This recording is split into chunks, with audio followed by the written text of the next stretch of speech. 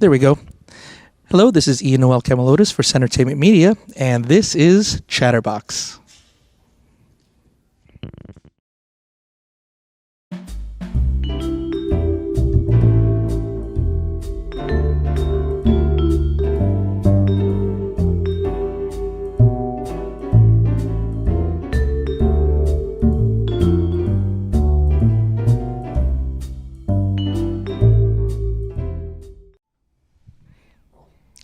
Hello, this is Ian Noel Camilotes for CEntertainmentMedia, and I'm here at Anime Magic, sitting here with Marisa Duran. So welcome. Hello, and thank you. One of the things that you're known for is voice acting, and you did talk about before about being in theater. How did you transition from wanting to go into acting all the way to voice acting in a lot of anime and everything? It was kind of a fluke situation, actually. I followed there was a newsletter that would come out each week in DFW with auditions for theater. And there were theater auditions, but there were also short film auditions. And then one day I happened to see that there was an open casting call for what was Funimation at the time. Well, as a theater kid, I actually really enjoyed auditioning. I didn't know anything about voice acting, but I wanted to show up because it was an audition. So I did. Had no idea what I was doing. I had to select 3 characters out of a binder and then went into the little booth and recorded them. And in theater, if you don't hear anything back within 2 weeks, you didn't book it. Mm-hmm. And so I heard nothing. 6 months later, I get an email from Funimation and they're like, hey, can you come in and record Walla on this project? And I didn't know what Walla was, but I said yes. And that was how I got started. But I think the most helpful thing that for me has been my true theater acting training, mm-hmm. learning how to build a character and make bold choices that are informed by the text, and improvisation. Walla is background voices, and a lot of times the script doesn't give you specifics of what to say, so mm-hmm. it's up to you and the people in the booth with you to come up with a conversation. And if the cue is 2 minutes long, you guys have to talk for 2 minutes about something. So it's a really fun experiment to kind of collaborate with the people in the booth with you and come up with conversations. But acting training it definitely prepared me for this in a way I didn't expect. Yeah. Sounds like the audition process is slightly different from more live acting, because you go in there, you read the part in front of whoever the director is, casting director, whereas so what you were saying, it's like you just choose a part and you just go in and record and they just listen to the voice kind of thing. Yeah, exactly. So, wow. Does that feel more or less intimidating or more intimidating? Because now you don't necessarily have so many people watching you. It's more of recording and they're just going to base it on what they hear from your recording. Maybe a little bit of both. In theater, because it's live and happening in front of an audience, you have that instant gratification and feedback. So if something's funny, you're going to hear the audience laugh.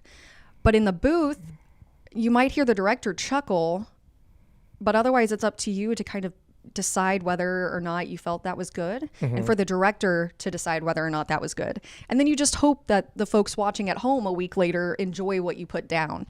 So that's been something interesting to get used to. Yeah, it's been really fun. Okay.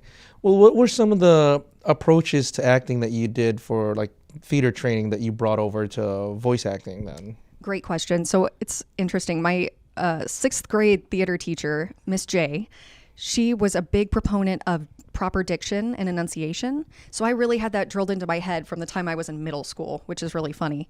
But that prepared me for theater, which then prepared me for voice acting, because people need to be able to understand what it is that I'm saying.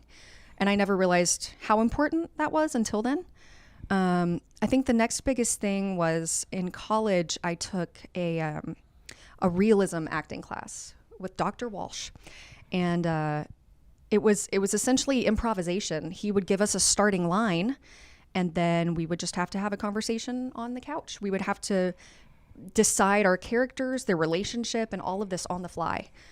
And that helped me a lot with anime, because I don't see the script until the moment of. So I might watch the episode in Japanese before I go into record, but the translation and the subtitles could change between what I'm seeing and what I see in the booth. Mm-hmm. So it's been nice to be able to make decisions on the fly, and I truly feel that my realism training and diction have helped me a lot in this industry. Okay. Have you run into, since you're talking about like watching the anime in Japanese first before, have you run into any of the ones that are like more simulcast where it's like, okay, you don't get a chance to really see the Japanese before? Somewhat. When we started Hell's Paradise, we started pretty early on, and we dubbed the trailer before we dubbed anything else, and so that was all we had to go off of. And we wanted to make sure that it sounded pretty much spot on to what we heard in Japanese. But we didn't. I had maybe 3 lines to go off of, and that was what we had to base my sound off of as Sagari for the trailer. So there was probably a little bit of difference between the trailer and then what we got in episode 1 and beyond. But that was such a quick turnaround that I think that's probably the quickest it's been for me so far. Okay. One of the roles that I'm interested in, because it's an anime I'm still watching right now, and one of my friends in there, it's Sugar Apple Fairy Tale. So how are you liking the role so far? Because you've got that interesting character in Bridget Page. Yes, the character people love to hate, which is so fun, actually. It's really entertaining to be able to play a character that people have such strong feelings about. I feel some of the characters in there, there's a lot of strong feelings. Oh yeah, for some of them. oh yeah, yeah. Bridget's not alone in that regard. It has been a really fun challenge. Most of the characters I play are kind of goofy, or tsundere tendencies, or high energy. And Bridget is a little refined, but she's caught up in what her family and her father expect of her, and she listens to them because she has to, but it really affects her mentally. And so now she's kind of at this place where she's trying to prove herself to those around her. But a lot of people construe that as, she's not nice, she's cruel, she's attention seeking. And those things are to an extent correct. But Sean, Gann, and I have worked really hard to find nuance and subtlety underneath the lines. We want to make sure that we portray her humanity instead of villainizing her, because she is human. We've all experienced these same kind of qualities, but we wanted to make her relatable, as even though people don't necessarily like her or the way that she behaves. Gotcha. Okay. Are there any other roles that you really wanted that you actually got, and how did you feel about finally getting the role? Oh man. For those? Not saying that you don't like all the roles, but like this is one of those, this is a role I hope I really get kind of thing, and then you get it. Oh, that's a good question. I think the one that I can think of is actually Sagari and Hell's Paradise. Mm-hmm. I remember when the trailer came out in Japanese, I think it was like a couple of months before the show actually started airing. And I watched it and I was like, that's interesting because she sounds like me. And I'm not used to hearing, the lead female in a show having a bit of a deeper voice. And I was like, that's something I could reasonably do, but I really thought nothing of it.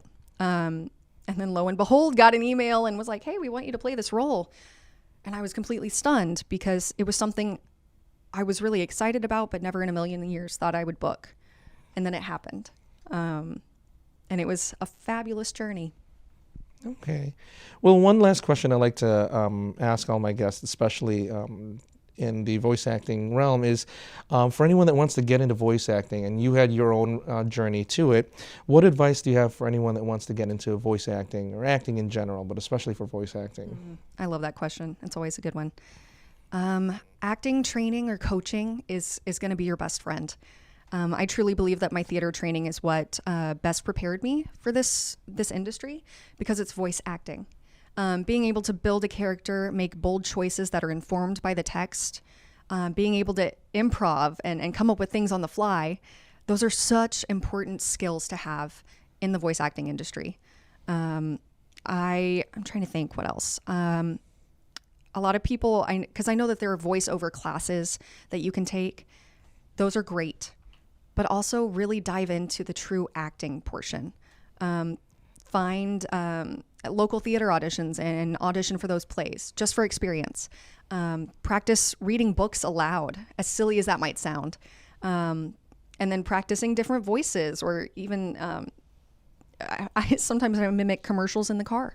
There are so many ways that you can explore your range and your abilities without necessarily having to spend money on a class, even though that is important. So yes, acting training, and then of course a demo reel at a certain point is always a great idea.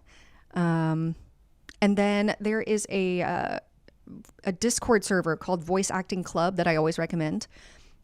There are so many people in there. There's a wealth of knowledge. You can find casting calls. You can find information about home studios. And then there are always different online websites where you can go to find classes. There's a handful of those. And Twitter, believe it or not, is also a happening place for auditions or connecting with fellow peers. So I always recommend that too. Okay. Well, thank you for taking the time to speak with us. Got a lot of insight on your experience you've had, and looking forward to seeing more of you. Awesome. Thank you so much. Well, this is Ian Camilotes for CEntertainmentMedia, and thank you for listening.